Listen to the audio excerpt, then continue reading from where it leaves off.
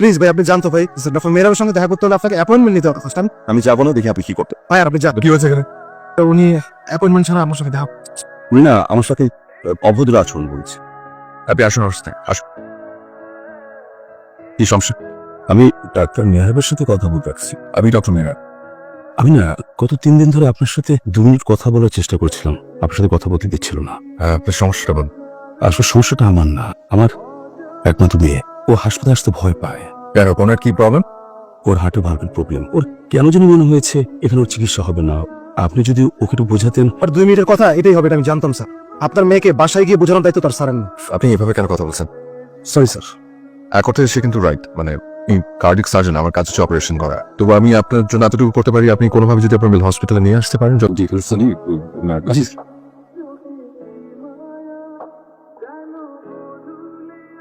একটা সুখবর আছে, এবার তুই ভালো হয়ে যাবি, আর কেউ কষ্ট থাক। আমি চিকিৎসা করতে পারবে?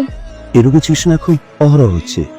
সে ভালো চিকিৎসা করে, সারা বাংলাদেশে তার হার্টের ভালো অপারেশন করতে পারেন? ডাক্তার অনেক ভালো, তোর চিকিৎসা হয়ে যাবে। কতদিন নীলা কষ্ট দেখি না বাবা। ফুলের রোডের বড় বড় গাছ, আমার বান্ধবীতে, আমাদের লাইব্রেরি, অপারেশন করে বাঁচবো তো? তুই বাঁচবি, কোনো ভয় নেই, একটু মনের চেষ্টা কর না। কিন্তু বাবা আমার পাশে থেকে কোথাও যেও না। আমি তো পাশে আছি। তেহরা, আমাদের দিকে তাকাও। তুমি নাকি আজকে একজনকে ফ্রি অ্যাডমিশন করেছো? ঠিকই শুনেছো। তোমার বাবা অনেক কষ্টে এই হসপিটালটা দাঁড় করিয়েছে, আর তাছাড়া আমাদের একটা পলিসি আছে, তুমি এগুলো করতে পারো না। আমি দরকার হলে আমার পার্সোনাল অ্যাকাউন্ট থেকে টাকা পে করে দেবো, কারণ আমাকে বোর্ড অফ ডিরেক্টরদের সাথে কথা বলতে যাবো। তোমাকে একটা নিয়মের মধ্যে চলতে হবে। তোমার বাবা বেঁচে থাকলে আজকে তুমি এই সমস্ত করতে পারতে না। আমার কাজ চিকিৎসা করে, আমি ব্যবসায়ী না। কিছু কিছু মানুষকে দেখে আমার মনে হয় যে তাদের আমি হেল্প করবো। আমি তো তোমাকে কোনো ডিস্টার্ব করছি না মা, বা বিজনেস। এই জন্য তো হসপিটাল খোলে না। আমাকে প্লিজ আমার মতো করে একটা হ্যান্ডেল করতে দাও। তুমি কেন বুঝতে পারছো না? প্লিজ, আমি এটা কোনো কথা শুনতে চাচ্ছি না মা। প্রফেশনাল হতে হবে। মা আমি শুনতে চাচ্ছি না মা। হ্যাঁ হ্যাঁ বলেন, শুনছি। ঠিক আছে।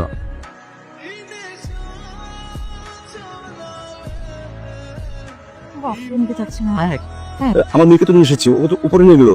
ডাক্তার মেহরাব কোথায়? আমরা ডক্টর মেহরাবের সাথে কথা বলছি। আসলে আপনার মেয়ের অবস্থা বেশি ভালো না। বাবা আপনি এত অস্থির হচ্ছেন কেন? আপনি একটু বাইরে ওয়েট করুন না, উনি চলে আসবেন কিছুক্ষণের মধ্যে। একটু বাইরে ওয়েট করেন। আসলে অনেক কাগজ ভিতরে বাকি আছে, প্লিজ আসুন প্লিজ। কার্ডিয়াক পেশেন্টটা ভর্তি হয়েছে। ও আচ্ছা আচ্ছা, হ্যাঁ হ্যাঁ ওড়িশা। ওকে, কি অবস্থা? বেশি ভালো অবস্থা না, খুব খারাপ অবস্থা। পেশেন্টটা খুবই রেস্টলেস, অক্সিজেন নিতে চাচ্ছে না। বেশি অনেক ভয় পাচ্ছে। আপনি যদি একটু সময় করে। হ্যাঁ স্যার। আচ্ছা, আমি যাবো তাহলে। আমার হাতে কিছু ছোট্ট কাজ আছে তো। থ্যাঙ্কস।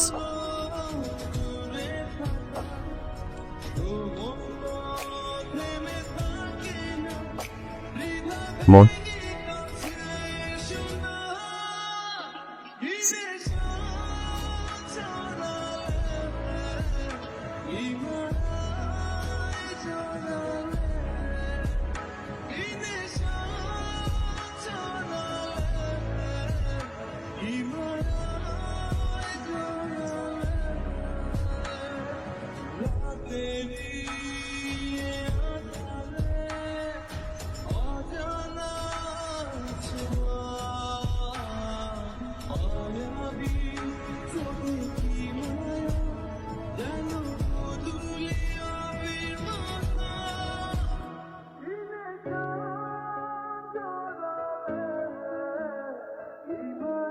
আপনি আর কখনো আমার বাসার সামনে আসবেন? তাহলে বাঁচবো কি করে? মানে তোমাকে প্রতিদিন একবার করে হলেও আমার দেখতে হবে। আমাকে দেখা কি হলো? তুমি আমার জীবনের সবকিছু। আমার জীবনটাই তো তোমার কাছে। আর আমি হারিয়ে গেলে? তাহলে আমার জীবনটাও হারিয়ে যাবে। আচ্ছা তার আগে বলো, তুমি কি আমাকে চেনো? চিনি। আপনি 12 নম্বর রোডে থাকেন, মেডিকেলে পড়েন। তুমি আমার সম্পর্কে জানো কি করে? আমি যার সারা জীবনের সুখ, তার সম্পর্কে আমি জানবো না? লিমি আমার বান্ধবী, ও আপনার বিল্ডিং এ 4th ফ্লোরে থাকে। বাস্তব জীবনে কিন্তু একদম ভিতর দিন। ডাক্তার হবেন কি করে? আপনি কিন্তু আর কখনোই আমাকে ফলো করবেন না। তোর মোবাইল নাম্বারটা বলো। ফুল সার্কেল, হাফ সার্কেল, তোর মোবাইল নাম্বার পাওয়ার হাতা। আরে এটা কি? আজ রনিকে দেখছেন?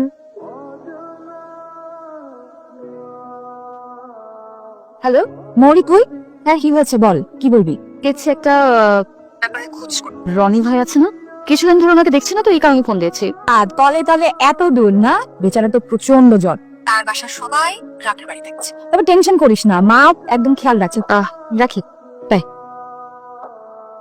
Circle, right angle, full circle.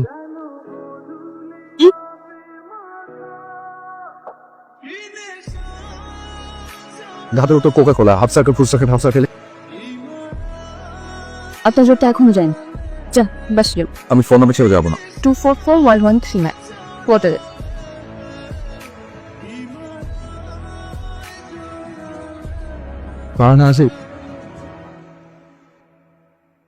Hello, কালকে তোমার বার্থডে, আমাকে তোমার সময় দিতে হবে কিন্তু। 60 মিনিট দেবো। আমি এইটা দিন কি করবো? কোথাও গিয়ে ঘুরতে পারি, ফুল কিনতে পারি। কালকে আমার নিজের একটা সুখবর আছে, আমাকে তোমার সময় দিতেই হবে। টান। তোর ভার্সিটির সামনে একটা ফুলের দোকান আছে? হ্যাঁ আচ্ছা ঠিক আছে।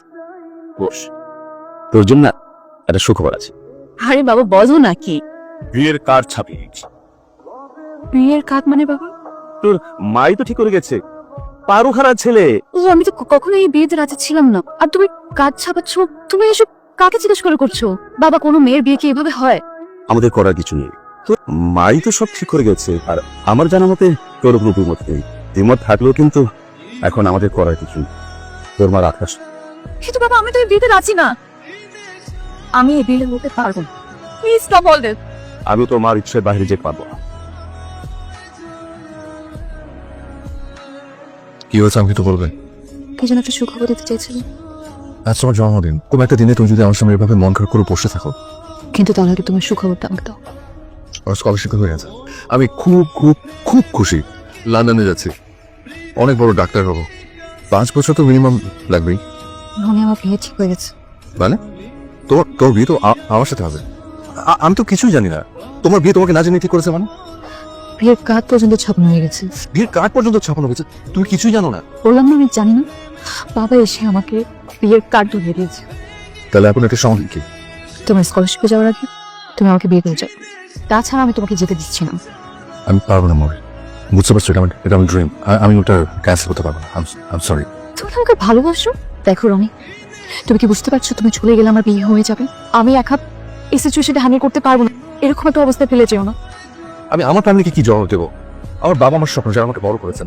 আমার 2 দিন পরে ফ্লাইট, আমি এরকম একটা সিচুয়েশন আমি কিভাবে বলবো? তা আমি আমার স্কলারশিপ ক্যান্সেল করতে পারবো না। যাক, আমি দেখতে চাই তুমি কত বড় ডাক্তার হও। তুমি কখনো ভালোবাসো? I hate you.